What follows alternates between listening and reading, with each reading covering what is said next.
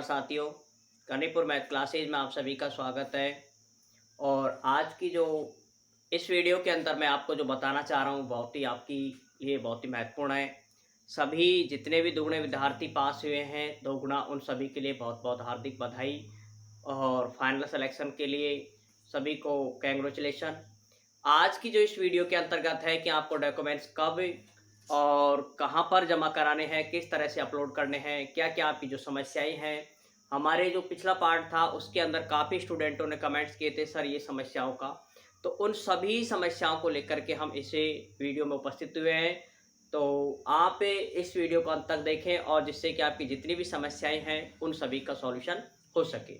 मैं एक वरिष्ठ अध्यापक 2018 के एग्ज़ाम में सेलेक्टेड, जिसमें 2 बार डीवी कराया हुआ है आरपीएससी में। ठीक है, तो आपको इस चीज़ के लिए बिल्कुल क्लियर रहें कि डीवी में किसी तरह की कोई भी परेशानी नहीं होती है।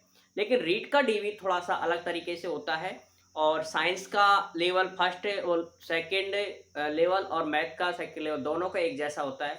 सबसे पहले आपको अपने जो डॉक्यूमेंट्स हैं इनके 3 सेट रेडी करने हैं।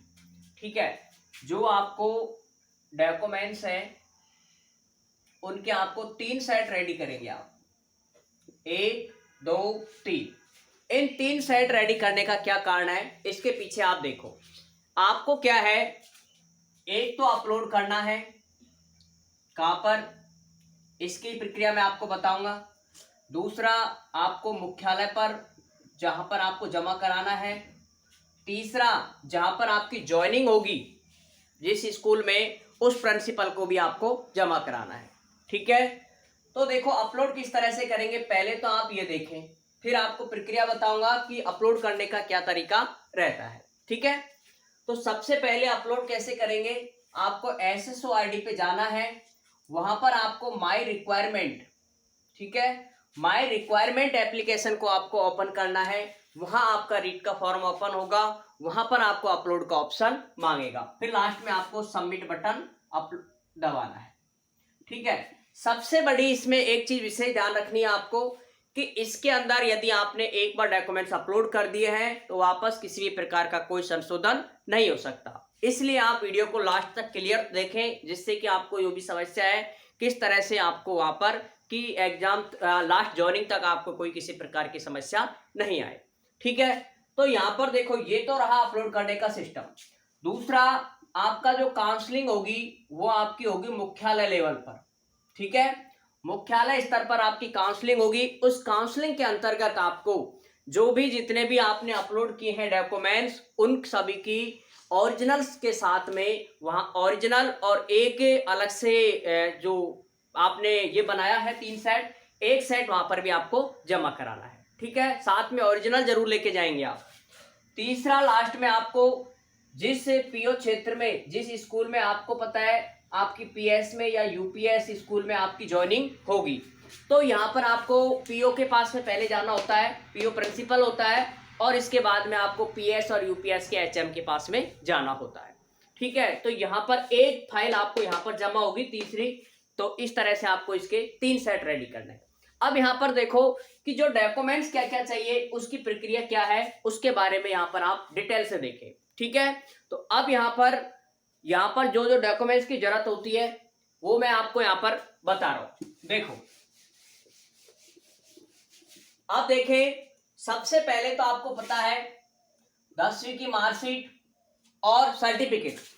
सर्टिफिकेट क्या होता है, जिन्हों की 2010 या 11 से पहले की है उनको तो क्या है सर्टिफिकेट अलग से दिया हुआ है, बाकी जिनकी अब लेटेस्ट है उनको सर्टिफिकेट उसी के अंदर दिया हुआ है। ठीक है, तो आप इसके लिए निश्चिंत रहे।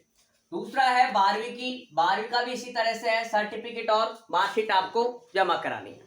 ठीक है, इसके अलावा इसमें एक जो महत्वपूर्ण है, जो आपने बीए किया है या फिर आपने बीएससी किया है, इन तीनों सालों की फर्स्ट ईयर, सेकेंड ईयर और थर्ड ईयर तीनों मार्कशीटों की आपको एक पीडीएफ बनानी है। ये नहीं है कि आप तीनों मार्कशीट 3 अलग अलग अपलोड करें, एक तो ये विशेष ध्यान रखना है अपलोडिंग में। ठीक है, दूसरा आपने जो बीएड की है उसकी डिग्री, ये बीएड आपको आपने नोटिफिकेशन में देखा होगा, उसकी जो डेट थी, लास्ट डेट आपको मैं बता देता हूं 18/5/2022। इससे पहले तक आपकी जो भी शैक्षणिक योग्यताएं हैं वो कंप्लीट होनी चाहिए। ठीक है, इसके बाद आपको यहाँ पर ध्यान रखना है, 4 बीएड हो गए, उसमें इसके अलावा आपको कुछ जाति मूल और इनकम सर्टिफिकेट ये कब कब चाहिए इसके बारे में थोड़ा सा और देख लो।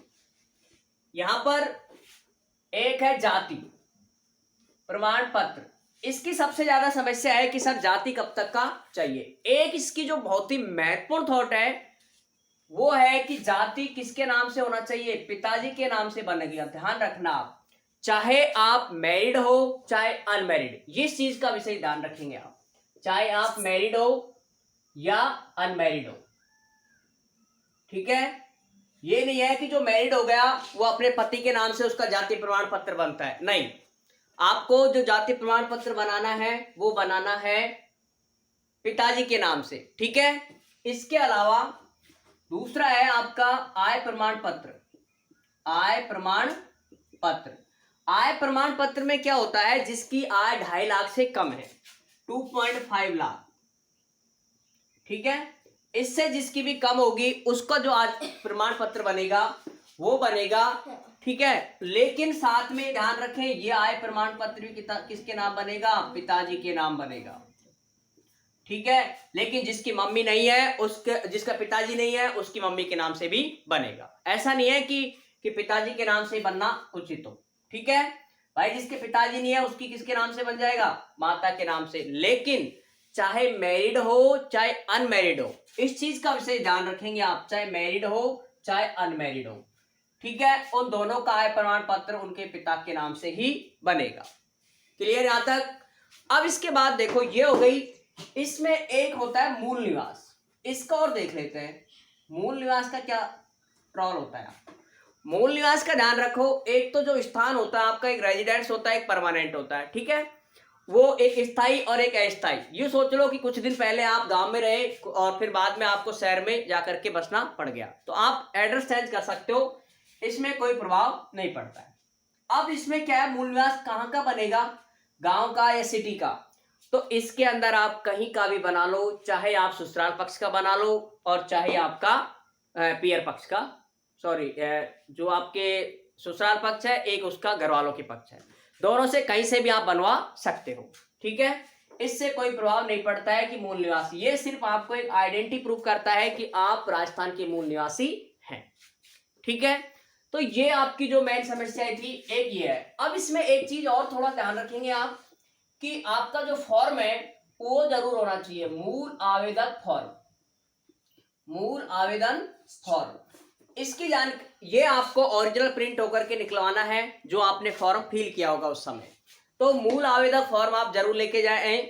ठीक है, और इसकी भी आप एक कॉपी अलग से निकाल लें, जिससे कि आपको बाद में भी इसकी जरूरत पड़े तो आप उस समय भी इनको ले सकते हैं। ठीक है, इसमें आपको एक आपकी जो रीट है उसका प्रमाण पत्र देखो, रीट का जो प्रमाण पत्र है ये आपको जो लाइफ टाइम वाला है, लाइफ टाइम वाला, यही आपको लेकर के जाना है। ये नहीं है कि आप जो अभी कैंसिल हुई थी रीट, भाई कैंसिल हुई है उसका भी प्रमाण पत्र तो सबको मिला है, लेकिन वो लेके नहीं जाना है, फिर आप कहोगे कि अपलोड हो गया एसओसओ पर, फिर क्या करे सर।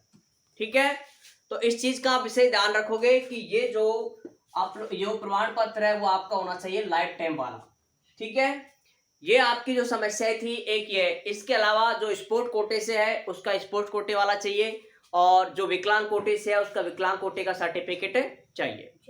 ठीक है, अब इसमें कुछ इसके बाद भी कुछ और होते हैं, वो देखिए यहाँ पर, जैसे आपको शराब का प्रमाण पत्र, ठीक है, शपथ पत्र होते हैं ये, शपथ पत्र। ठीक है, शराब का है, धूम्रपान का है, तो ये आप धूम्रपान का है ये, और दहेज का है। ठीक है, यदि अनमैरिड हो तो दहेज का, और इसके अलावा उसका भी है कि आपके 2 संतान से ज्यादा नहीं होगी, इसका भी प्रमाण पत्र आपको बनवाना है। ये सारे 50 पेपर के स्टाम्प पेपर पे बनवाने हैं, और ये आप अभी से 2 बना करके लेके चले कम से कम, क्योंकि एक अपलोड हो सकता है, एक आपको प्रिंसिपल वाला भी मांग सकता है, और एक मुख्यालय पे भी जांच हो सकता है। तो कम से कम आप 2 इनके बना करके लेके जाए। ठीक है यहाँ तक। इसके बाद और कुछ चीजें इसमें हैं, वो देखें आप। दहेज हो गया, ये हो गया। अब एक होता है चरित्र प्रमाण पत्र। ठीक है, चरित्र प्रमाण पत्र के बारे में आपको कम से कम 2 चरित्र प्रमाण पत्र बनाने हैं, 2। ठीक है, 2 चरित्र प्रमाण पत्र जो कि गजेटेड ऑफिसर होते हैं, लेक्चररों के साइन होते हैं, उसके अंदर 1-1 रुपए के बाजार में उपलब्ध है, वो आपको बनाने हैं। जो आपको जैसे ही आपकी डेट आती है, जैसे ही इसकी डेट की भी आपको सूचना तुरंत दे दूंगा। इसके अंदर आप हमारे चैनल से जुड़ सकते हो। ठीक है, तो वहां पर भी आपको अपडेट मिलती रहेगी। अब इसकी जो डेट जैसे ही आएगी उसके 1 या 2 दिन पहले आप चरित्र प्रमाण पत्र बना लें। ये नहीं है कि काफी दिन पहले इसको बनाना स्टार्ट कर दें। अब एक थोड़ी सी ये है सुनने में कि जो रीट की जो एग्जाम है, जो इसके डीवी है, डॉक्यूमेंट्स वेरीफाई, वो कराती है राजस्थान कर्मचारी चयन बोर्ड। अब की बार क्या किया है, जो वीडियो की एग्जाम थी, वो जो सिलेक्शन हुए थे वीडियो में, उन सभी का उन्होंने वेरिफिकेशन, जो वो कराया पुलिस वेरिफिकेशन, वो इन्होंने एक पत्र मांगा है। और उसके आधार पे खुद सेल्फ, जो केवीएस में होता है जैसे केंद्रीय विद्यालयों का, ठीक है, सेंट्रल गवर्नमेंट का, तो उसके अंदर पुलिस वेरिफिकेशन वो खुद ही वहां से अप्लाई करते हैं और उसकी जांच वो स्वयं करते हैं। ठीक है, तो यहाँ पर ये चीज थोड़ी सी देखनी है कि आपको पुलिस वेरिफिकेशन के लिए अभी कोई इसी अपडेट नहीं है, क्योंकि राजस्थान कर्मचारी बोर्ड स्वयं करवाता है। ठीक है, तो आप इसके लिए लेकिन फिर भी कोशिश करें कि आप इसको पुलिस वेरिफिकेशन तो आप बनवाए लें, जिससे कि ये समस्या बिल्कुल ही नहीं आए। और मेडिकल आपको सिर्फ ज्वाइनिंग के समय चाहिए, जो कि आपकी ज्वाइनिंग से 1 या 2 दिन पहले बनता है। ठीक है, जैसे ही आपके ऑफिशियली आदेश आते हैं जो उसके कि अब आपको ज्वाइनिंग दी जा रही है। ठीक है दोस्तों, तो इस तरह से आपको ये पूरी प्रक्रिया रहेगी। इसके अलावा भी यदि किसी भी स्टूडेंट को कोई डाउट हो तो वो आपसे पूछ सकता है। इसके अलावा यदि आपके नाम में कोई स्पेलिंग में कोई मिस्टेक है तो उसको आप एफिडेविट दे करके 50 रुपए वाला वो आप सॉल्यूशन करा सकते हैं। ठीक है, तो दोस्तों और फिर मिलते हैं आपको, और किसी भी आपको डाउट हो तो आप कमेंट्स करके आप जरूर बताएं। ठीक है, जय हिंद, जय भारत दोस्तों, फिर मिलते हैं आपको नेक्स्ट वीडियो में।